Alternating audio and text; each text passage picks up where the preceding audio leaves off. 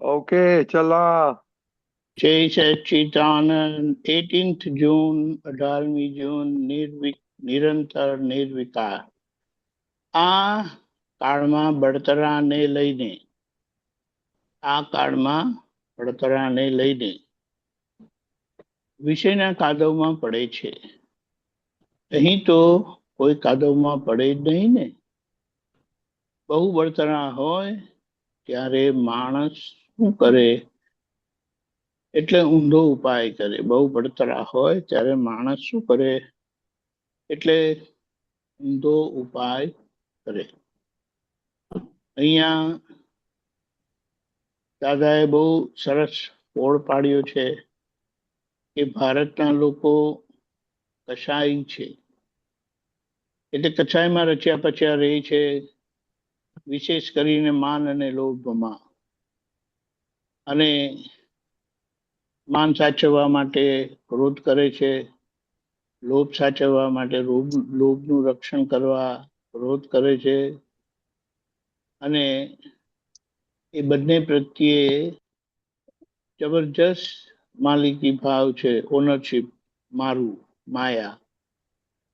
એટલે આની જે બળતરા થાય છે, ઢગલો પૈસો હોય તો એ બીજાને જોઈને એમની આંખ બગડી જાય, ઈર્ષા આવી જાય. જી નથી જી આવતી? આવે છે. એટલે અહીંયા દાદાએ શું કીધું છે? તમારે તો કેટલું જોવાનું, ખાધે પીધે સુખી છો ને, સારું ખાવ છો ને. હોટલમાં ખાવા માટે પૈસાની જરૂરત નથી, જી ઘરમાં ખાવા માટે પૈસાની જરૂરત છે. જી અને વિશેષ કરીને બીજા વિશ્વયુદ્ધ પછી, એટલે 1945 પછી જે લક્ષ્મી આ જગતમાં આવી છે ને, એ શાંતિ નથી આપતી, સુખ નથી આપતું. કારણ કે એનો આધાર જ બીજાને દુઃખ આપીને કમાયેલી લક્ષ્મી છે.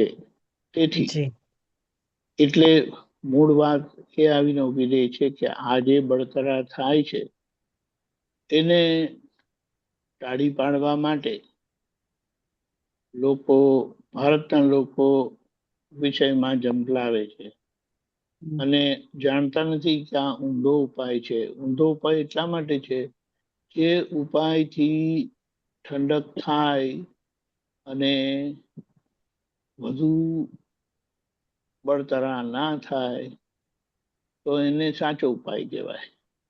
ઊંધો ઉપાય એટલે જે ઉપાય કરવાથી ટેમ્પરરી, થોડા સમય માટે ઠંડક થાય, પણ પછી જે એનું વિકરાળ સ્વરૂપ લઈ લે છે એ બહુ નુકસાની કરાવે છે.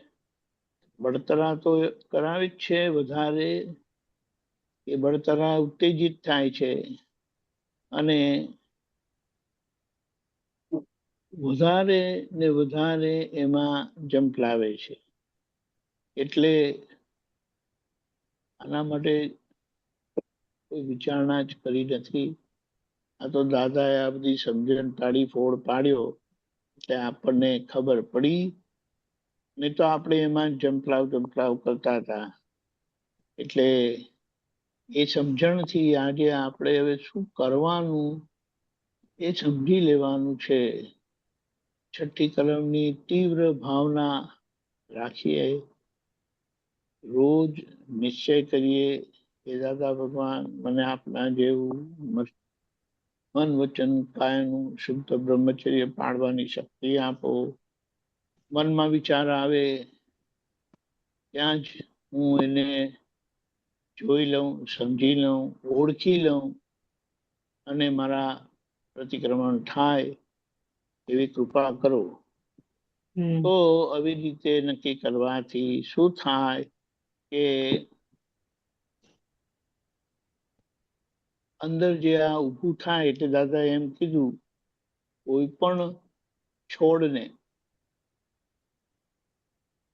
જે નાનું ઉગે છે જમીનમાં, એની બે કૂપળ નીકળી બહાર એ તરત તમે કાપી નાખો, ઉખેડી નાખો, તો જી એને આગળ ઉગવાનો અવકાશ નથી મળતો, સ્કોપ નથી મળતો. પણ બે કૂપળે જો તમે જાગૃત નહીં રહ્યા અને એ મોટું થયું તો પછી એ વેશ કાઢીને રહે, એટલે પછી એના પરિણામ તમારે ભોગવવા પડે. પછી એ તમને માર ખવડાવીને જ રહે.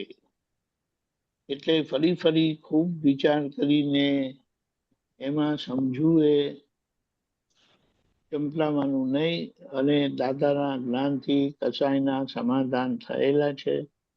અને બળતરા બધી ટાળી પડી છે. નહીં પડતી હોય તો દાદાની સમજણ સમજીને એ બળતરાને ટાળી પાડાય એમ છે. તો પછી આ વિષયમાં સ્વાભાવિક જે જંપલાવાનું થાય છે વારે વારે, તે એની મેળે બંધ થઈ જશે. કારણ કે એમાં કંઈ છે જ નહીં. અણસમજણથી, અવળા પરિચયથી એ રોગ પેસેલો છે આપણી અંદર. અને સવડા પરિચયથી, સવડી સમજણથી એ નીકળી જશે. એ લાંબી વાત નથી, પણ એ સમજણનો વિષય છે. સમજણથી સમાઈ જાય એમ છે, સમજણથી શાંત પડે એમ છે. એટલે એ સમજણ પ્રાપ્ત કરવી બહુ જરૂરી છે. એટલે આ રીતે આમાંથી નીકળીએ તો કંઈક આત્માનો અનુભવ થાય, આત્માના અનંત સુખનો અનુભવ થાય. અને એ સુખ પામેલા આપણે આપણને અંદરથી શાંતિ થાય તો આપણે જ્યાં જઈએ તો ત્યાં એક વાતાવરણ સ્વાભાવિક સર્જાશે, અને આ વાતાવરણનો લાભ આપણને પણ મળશે અને જગતના લોકોને પણ મળશે. અને સૌથી મોટી વાત એ છે કે અભિવૃત્તિ વાળા કોઈને પણ અડે તો એ રોગ એમનામાં પણ પેસે. એટલે તમારા નાના બાળકોને કોઈના હાથમાં આપવા નહીં. આજે બહુ મુશ્કેલી છે, કારણ કે એમનામાં આ જે અવળો સ્પર્શ થાય છે એનાથી એમને જે અંદર રોગ પેસે છે તે આજે નથી ખબર પડતી, પણ એ વર્ષો પછી જ્યારે એનું પરિણામ આવશે ત્યારે મુશ્કેલી થશે. એટલે જી સમજવું, આ બધી વિચારણા કરીને જીવન એવી રીતે જીવે, આવી વાત છે. એટલે ઊંધા ઉપાયમાં વિષયમાં તો જંપલાવે, પણ પછી બીજું બધું પણ વ્યસનો પર ચડી જાય. પણ આપણે હમણાં આ નિરંતર નિર્વિકાર કેવી રીતે રહેવાય અને વેદ કર્મ કેવી રીતે જીતાય, અને એ વેદ કર્મ જીતાયેલો પછી આપણને આત્માનો સ્પષ્ટ અનુભવ કરાવે. એટલે બોલો. જય સચ્ચિદાનંદ. જય જય સચ્ચિદાનંદ. સચિદાનંદ. કોઈને છે કોઈ ક્વેશ્ચન? ડિફિકલ્ટ સબ્જેક્ટ છે ક્વેશ્ચન માટે દીવકાન. આજે એક વસ્તુ કેવી છે ખબર, કે ઉંમર ને બીજું બધું ના લીધે કુળ વ્યવહાર બધા બંધ થયેલા હોઈ શકે છે, પણ આપણે મન વચન કાયનું અનિશુદ્ધ બ્રહ્મચર્યની વાત કરીએ છીએ.